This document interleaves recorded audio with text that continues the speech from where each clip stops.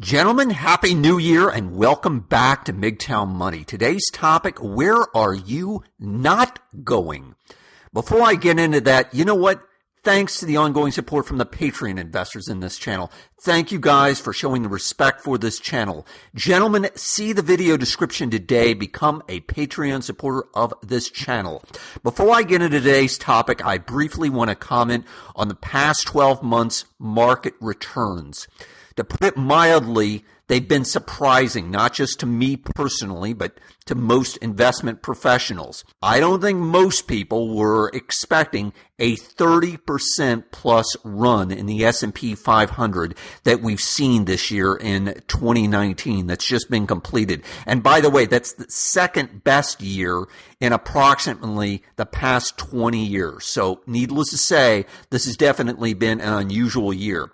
I should point out, though, a couple of things. One, it is not coincidental, at least in my mind, that starting in, let's say, September, October, we've had an extraordinary run of about 10-12% upwards in the markets.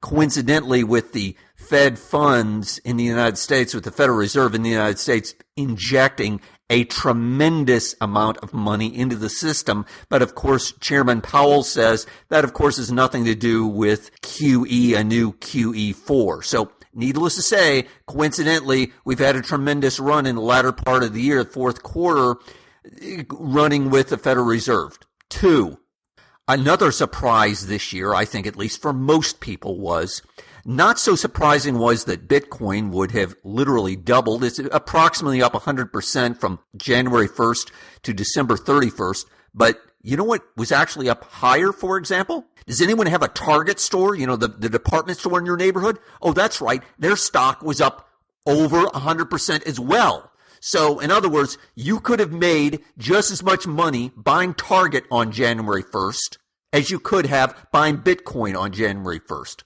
Who predicted that? I didn't. Here's my point. In simple terms, investing is hard.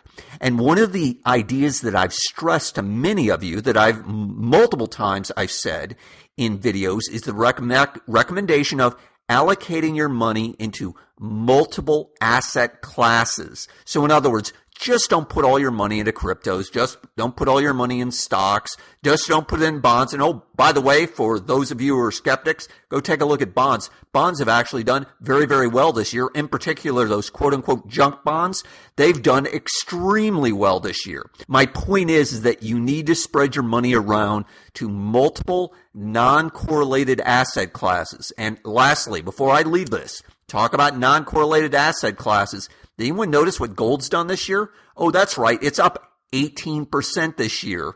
And furthermore, that's the best year since 2010. And oh, that's right. There's been somebody who's recommended multiple times to buy gold. So needless to say, you can go ahead and thank me anytime for recommending gold to you multiple times. And lastly, gold stocks. For example, Newmont Mining, I mentioned that one specifically several videos ago, that's the largest gold miner in the world that you could have bought. That was up approximately, I think, around 35-40% this year. So, okay, on to today's topic. Where are you not going? Gentlemen, again, an idea that I've talked about in the past is supposed to think of where am I going, what are my goals, etc. Look, most of us don't know. I get it. And especially if you're a young person, it's especially difficult to say, where am I going? I can remember when I was in my early 30s, I had a vice president say to me, quote unquote, what do you want to be when you grow up? Because he knew I was kind of confused, whatever. And here I am in my early 30s, so you can imagine that kind of struck me as odd, but needless to say, true, unfortunately. The point being, as opposed to thinking proactively about where you're going and what you want to do, etc., let's flip the question. Where do you not want to go this year? Where do you not want to go in 2020? On December 31st, 2020, what do you want to say? I didn't do X, Y, and Z. My point is that, let's take a simple example. If you do not want to be working the job that you're doing now, working the task, earning money however you're doing now, and this is probably true for 4 out of 5 of you, not everybody, but the vast majority of people are probably not very happy about how they're earning a living today. Then you need to think about, I don't want to be doing this anymore, whatever this is. What am I going to do to get out of it? What specific steps can you do to get out of it? What specific things can you start doing right now to stop doing it, to transition away from it? If you're in a job that you don't like, is there another job within your company that you could do? There's an idea. Is there another job at another company you could do? Okay, there's an idea.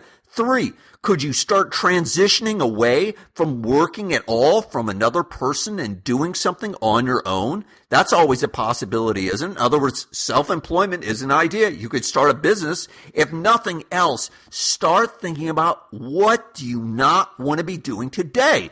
In other words, again, December 31st rolls around and it's going to be here in 12 months, whether you like it or not. If you don't want to be weighing the same weight that you do now, in other words, if you're dealing with weight issues, no problem. Then in other words, what things can you do today to make sure that you don't end up there where you are today right now? You're not happy with where you are right now. So what things are you going to do to avoid going there? As Charlie Munger said, this is Warren Buffett's partner, tell me where I'm going to die so I won't go there. You get the idea, men. So let me get into some real-time specifics here. I can remember so many times I have specifically worked at jobs I hated. I didn't dislike them. I mean, I hated. They were effectively sweatshops. They were really, really bad. I knew that was one of the driving factors in my mind. I didn't want to go there anymore. That was something that lingered for years in my mind, that I knew I didn't want to go there anymore. I didn't want to be in that place anymore. I wasn't sure what sort of business I could start, and I tried different things. I tinkered with different ideas, etc. But the one thing I knew, no matter what, if I could get enough FU money, I never had to go back there again. So let me give you an example. I remember a sweatshop that I worked in where I was doing telemarketing. Yeah, you heard me. Again, this is when I was a kid, doing outbound telemarketing. In this case, I was having to call homeowners literally out of the white pages. Anybody remember the white pages out of the phone book? Yeah, I used to call them about thermal windows. So here I am, this kid pounding the phone literally. Yeah, we actually had push button phones, but again, out of the white pages, calling to set appointments for salespeople to go out there. It was grueling. Now, the only good thing about it was the money, but outside of the horrible management, the smoke-filled room, literally a smoke-filled room, all the obese women that I was having to work around, and here I was, the youngest kid that was there, talk about feeling weird and out of place, etc. But hey, good money, whatever. But again, grueling work. The point being, I didn't want to go there anymore. That lingered for years. I knew, what an awful existence, even dealing with the salespeople. And again, these were adults, at least relative to where I was at the age. I knew I didn't want to be them. They were my anti-role models. They were the guys, you know what? I don't want to be like them when I'm 35, 40, 45, dragging myself in, looking like I'm straight out of the film Glengarry Glen Ross. Remember Jack Lemmon's character? Needless to say, if you haven't seen the film, go see it. You won't regret it. My point being is that looking at where you don't want to be is an incredibly effective tool to jumpstart you, to give you some reason why. Remember, I've talked about this in the past.